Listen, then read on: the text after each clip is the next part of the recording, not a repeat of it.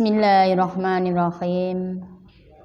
Assalamualaikum warahmatullahi wabarakatuh.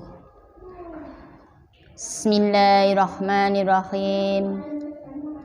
Alhamdulillahi ja'alana iyyakum ummatan wahidah yad'una ilal khair ya'muruna bil ma'ruf wa yanhauna 'anil munkar.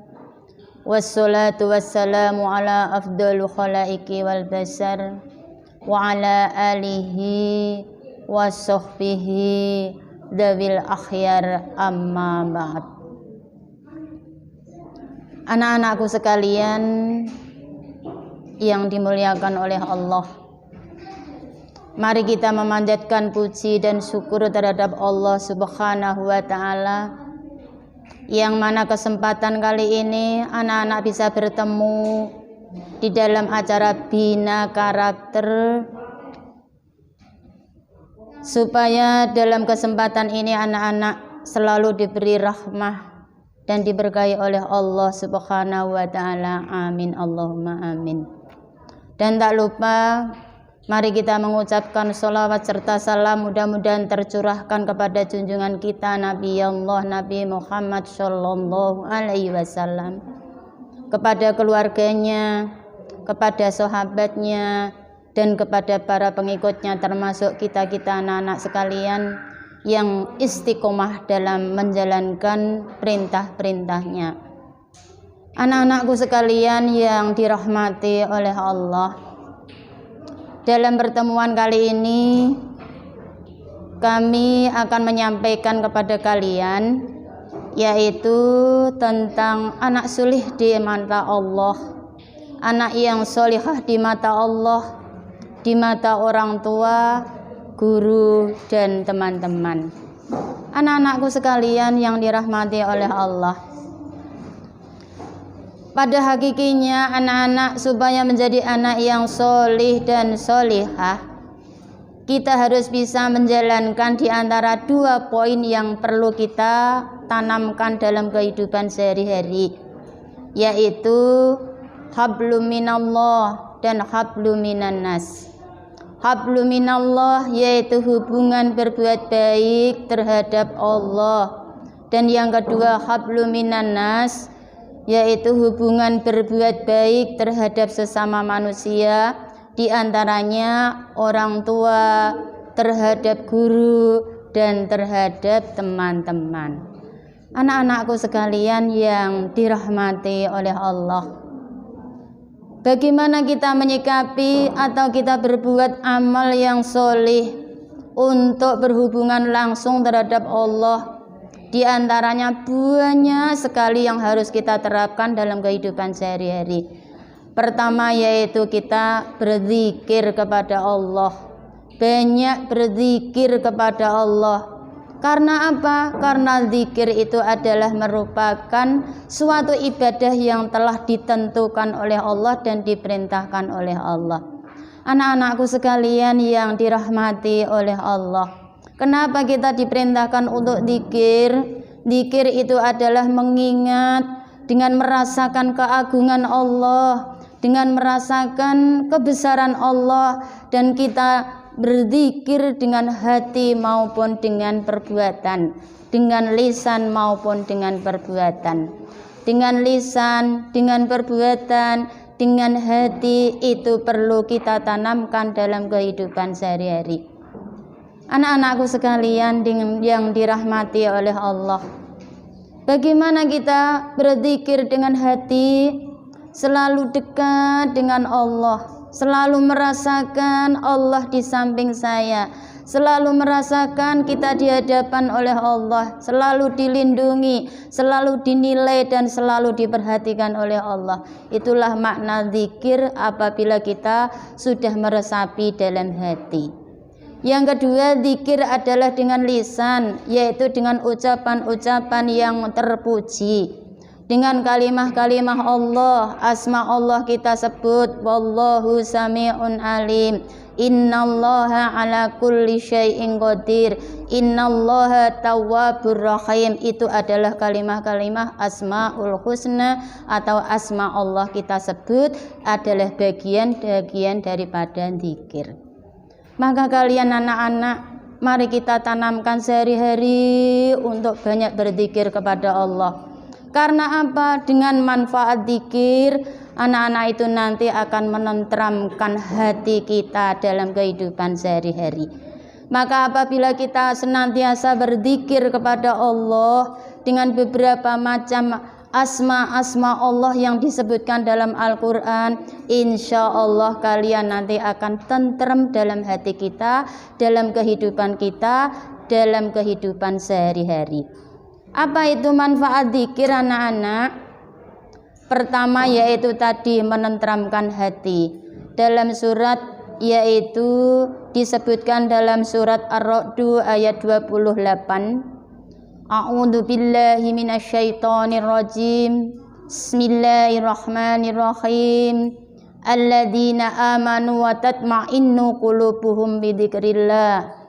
Ala bidzikrillahi tatma'innul qulub. Anak-anak, ayo kita perhatikan, kita cermati dan kita resapi. Alladzina amanu wa tatma'innu qulubuhum, yaitu orang-orang yang beriman dan hati mereka menjadi tentram. Bidzikrillahi, dengan zikir mengingat Allah. Ala bidzikrillahi tatma'innul qulub. Ingatlah kalian, karena dengan mengingat Allah itu nanti hati mereka menjadi tentram. Itulah firman Allah yang perlu kita cermati dan perlu kita resapi. Karena hanya zikir asma Allah dengan menyebut keagungannya, menyebut asmanya, menyebut kebesarannya, Allahu Akbar, Subhanallah, La ilaha illallah, semuanya itu nanti anak-anak semuanya akan menenteramkan hati kita. Yang kedua manfaat zikir yaitu memperoleh ampunan dari Allah. Karena apa? Memperoleh ampunan dan memperoleh pahala yang sangat besar. Di sini anak-anak dijelaskan oleh Allah dalam surat Al-Ahzab ayat 35. A'udzu billahi minasyaitonir rajim. Bismillahirrahmanirrahim.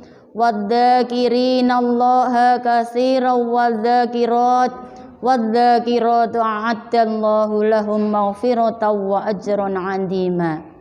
Wadzakirinallaha katsiran, laki-laki, wadzakirati, dan perempuan yang banyak berzikir kepada Allah, a'addallahu lahum maghfiratan wa ajran 'azima.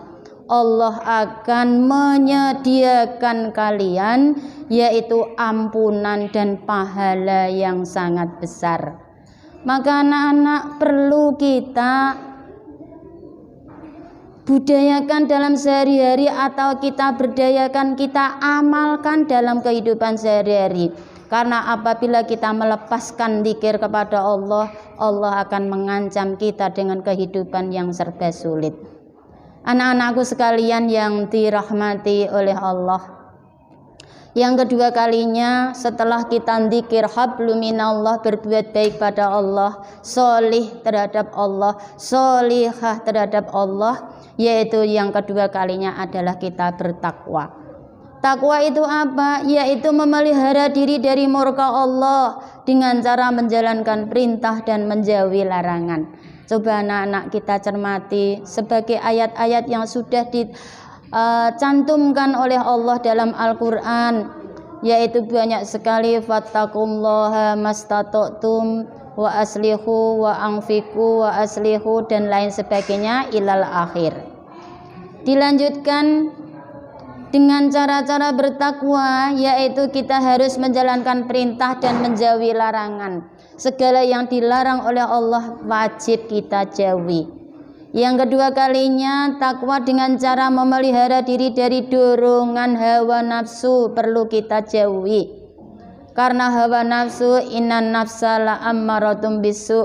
Karena hawa nafsu itu hanya untuk mengantarkan kita kepada kejahatan, tidak akan kepada kebaikan. Maka kita banyak manusia yang terbelenggu oleh yaitu keterkaitan dengan hawa nafsu. Maka kalian kadang-kadang tidak menyadari bahwa banyak anak-anak yang di situ melampiaskan hawa nafsu dengan cara-cara yang tidak baik. Anak-anakku sekalian yang kami hormati, dilanjutkan apabila kita sudah bisa memelihara diri mengikuti tuntunan Allah Subhanahu wa taala, maka kita tahu manfaat yaitu orang-orang yang bertakwa.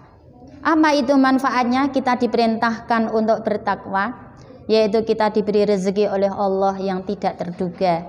Dalam surat At-Talaq dijelaskan, wa may yattaqillaha yaj'al lahu min amrihi yusra wa may yattaqillaha yaj'al lahu wa yarzuqhu min haitsu la yahtasib. Ini dijelaskan dalam surat At-Talaq. Anak-anakku sekalian yang kami hormati, yang ketiga kalinya adalah hubungan baik terhadap Allah, yaitu ikhlas. Kemarin Bapak Islah sudah menyampaikan tentang ikhlas, bahwa ikhlas adalah ifrad bi ibadatillah, hanya semata-mata kita beribadah hanya untuk Allah, tidak untuk yang lain, dan hanya karena Allah lah kita mengharapkan yaitu pahala atau mengharapkan ridho dari Allah. Anak-anakku sekalian yang dirahmati oleh Allah, yang berikutnya adalah diberi ketentraman, diberi kemudahan, dan berikutnya adalah diberi terbukanya hati dari langit dan bumi, atau terbukanya berkah dari langit dan bumi. Ibu-ibu, kok ibu-ibu ya, anak-anakku sekalian yang kami hormati, maaf ibu ya, anak-anakku sekalian yang kami hormati, yang ketiga kalinya, yang kedua kalinya adalah hablum minan nas, yaitu berbuat baik terhadap orang tua. Berbuat baik pada orang tua, anak-anak perlu sekali kita terapkan dalam kehidupan sehari-hari. Karena apa cara-cara berbuat baik terhadap orang tua? Yaitu kita harus berkata sopan dan santun, berbudi yang luhur, berbicara yang lemah lembut, seperti dalam surat Al-Isra ayat 23 dijelaskan di situ, a'udzu billahi minasyaitonir rajim, bismillahirrahmanirrahim. Wa qada rabbuka alla ta'budu illa iyyahu wa bil walidaini ihsana. Imma yablughanna indakal kibaru ahaduhuma aw kilahuma wala taqul lahumā uffin wala tanharhuma. Anak-anakku sekalian yang dirahmati oleh Allah, pada ayat tersebut kita dijelaskan bahwa diperintahkan Allah memerintahkan kalian untuk berbuat baik terhadap orang tua.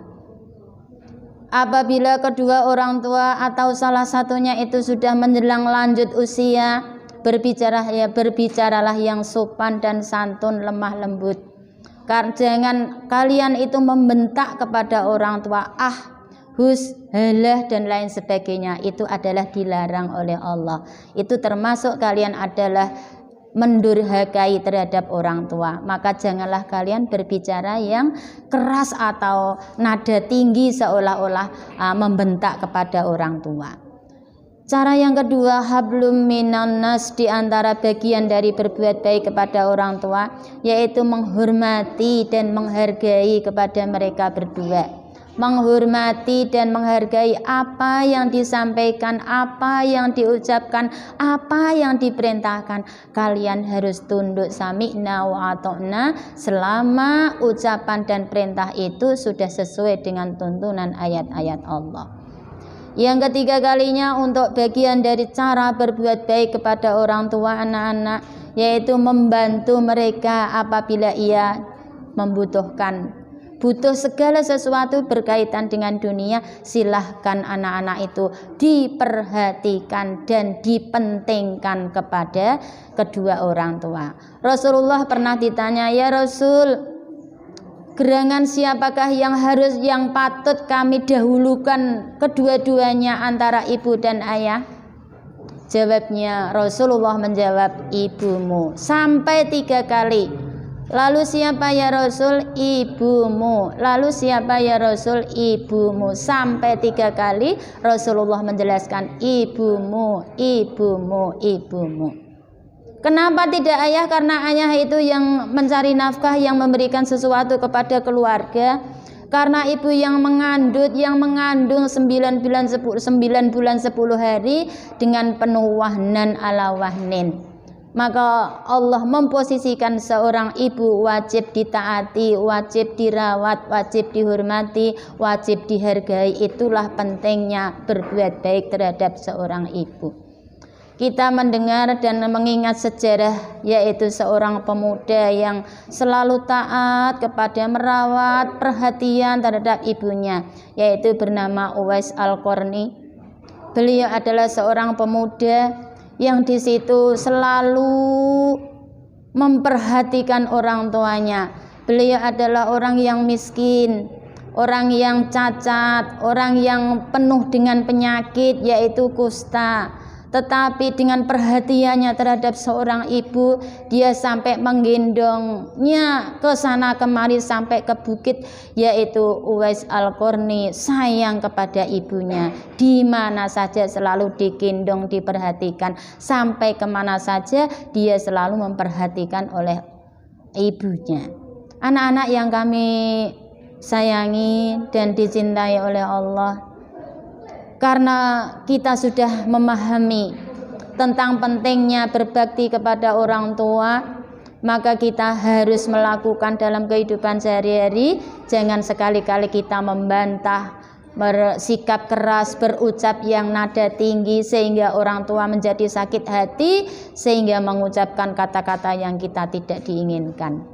Anak-anakku sekalian yang dirahmati oleh Allah, yang kedua kalinya setelah hablum minan nas, yaitu berbuat baik kepada orang tua, yaitu anak-anak kita perlu menghargai, menghormati kepada guru.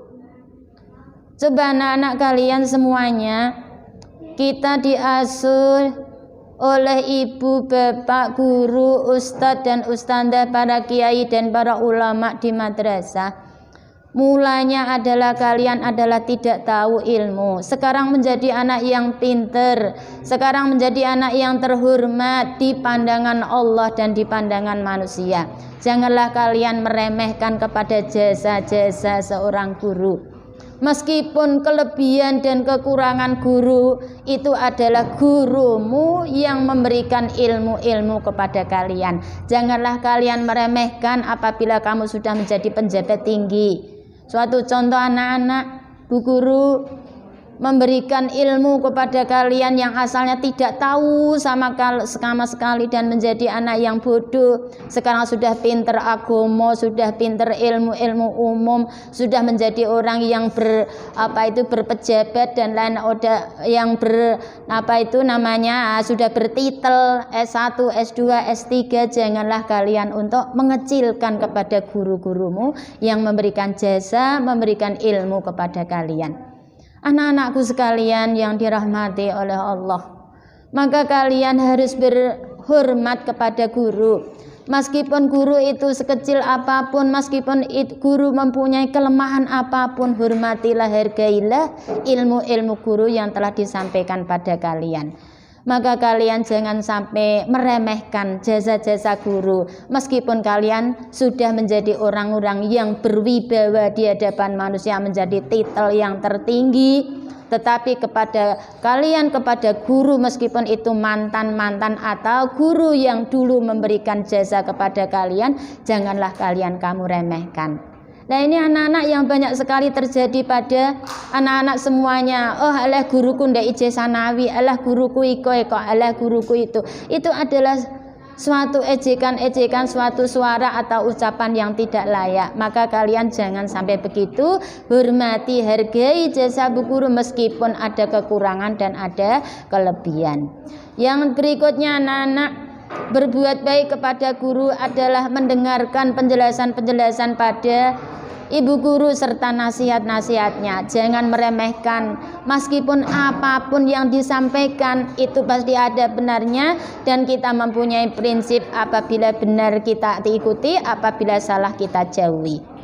Dan yang kedua kalinya adalah menghormati, menghargai mereka seperti tadi. Yang ketiga kalinya adalah berbicara yang sopan dan santun serta lemah lembut. Yang keempat kalinya adalah menyapa ketika bertemu kepada guru. Janganlah kalian ngumpet kepada guru-guru yang kalian itu bertemu. Janganlah kita malah ngumpet-ngumpet, tetapi kalian harus bisa tampak muka untuk memberikan salam sambutan yang menyenangkan. Anak-anakku sekalian, dan yang berikutnya adalah kita hendaklah jangan mendahului guru ketika berjalan di jalan raya atau dan lain sebagainya. Ini adalah suatu etika yang patut kita jalani. Apabila kita mendahului guru, kita hendaknya kita yang baik dengan tata cara yang sopan. Oh, kita pakai bel, kita pakai assalamualaikum, kita perlu menundukkan muka dan lain sebagainya, menundukkan pandangan dan lain sebagainya, amit-amit dan lain sebagainya. Itulah kita bersikap untuk tata cara mendahului bapak atau ibu guru ketika kita di jalan. Nah, itu adalah suatu contoh adab sopan santun, etika berbuat baik terhadap guru. Yang berikutnya adalah selalu mengerjakan tugas-tugas yang diberikan oleh guru. Itu anak-anak yang perlu kita terapkan dalam kehidupan sehari-hari. Yang berikutnya adalah akhlak terhadap teman. Anak-anak, apabila kita mempunyai anak-anak yang soleh, kita mempunyai sifat-sifat yang soleh dan solehah, kita terhadap teman jangan punya egois, mementingkan diri sendiri, kita cuek, karena teman itu adalah punya kelebihan dan punya kekurangan. Yang kekurangan jangan kita asingkan, jangan kita itu asingkan dengan diisolir, tetapi yang nanti anak-anak yang punya kelebihan kita dekati terus. Itu adalah kurang baik, kurang etis di pandangan teman-teman. Makanya anak-anak, apabila kita dengan teman, hendaklah kita pertama yaitu dengan memakai atau menerapkan S5 ya. S5 itu apa? Yaitu senyum, sapa, salam, sopan dan santun. Senyum, sapa, salam, sopan dan santun. Itu sudah diajarkan berkali-kali dan anak-anak sudah pernah untuk membaca dengan semboyan-semboyan seperti itu. Apabila kita bertemu dengan teman, kita senyum, sapa, salam, sopan, santun. Itulah ajaran-ajaran Rasulullah yang telah diberikan kepada kita. Yang kedua kalinya, jangan menyinggung perasaan apabila kita berbicara, bercanda atau ngobrol-ngobrol sesama teman. Hendaklah kita jangan menyinggung perasaan. Dan apabila ada teman berdua atau bertiga, janganlah kalian itu hanya berdua untuk bisik-bisik, tetapi kalian hanya harus bisa menjaga perasaan dari teman yang satu. Karena itu adalah menyinggung perasaan daripada teman yang lain dan menyakiti hati. Yang berikutnya adalah teman-teman yang banyak sekali tipe-tipe atau karakter-karakter teman. Kalau berbicara, anak-anak harus bisa menguasai atau bisa mempelajari watak dan karakter teman-teman. Jangan sembarang grahuyah. Bahasa Jawanya seperti itu. Grahuyah itu apa? Semrawut sembarangan, asal ngomong tapi tidak tahu dan tidak bisa menempatkan diri cara berbicara dengan teman. Makanya kadang-kadang teman itu gemes, kadang-kadang seperti itu, kadang-kadang punya rasa seri dan lain sebagainya. Itu karena tidak tahu atau tidak bisa untuk menempatkan diri cara berbicara dengan teman. Maka dari itu anak-anak, dengan cara salam, sapa, sopan, senyum, sapa, sopan dan santun, itulah semboyan atau itulah tata cara etika berteman terhadap yang lain supaya kalian dihargai dan dihormati oleh teman-teman. Anak-anakku sekalian, cukup sekian yang bisa kami sampaikan. Mudah-mudahan nanti bisa bermanfaat untuk kami sendiri pribadi insya Allah, dan kepada teman-teman atau kepada anak-anakku sekalian, supaya menjadi anak yang solih dan solihah fid dunya wal akhirah. Amin Allahumma amin. Sekian, wabillahi taufiq wal hidayah. Wassalamualaikum warahmatullahi wabarakatuh.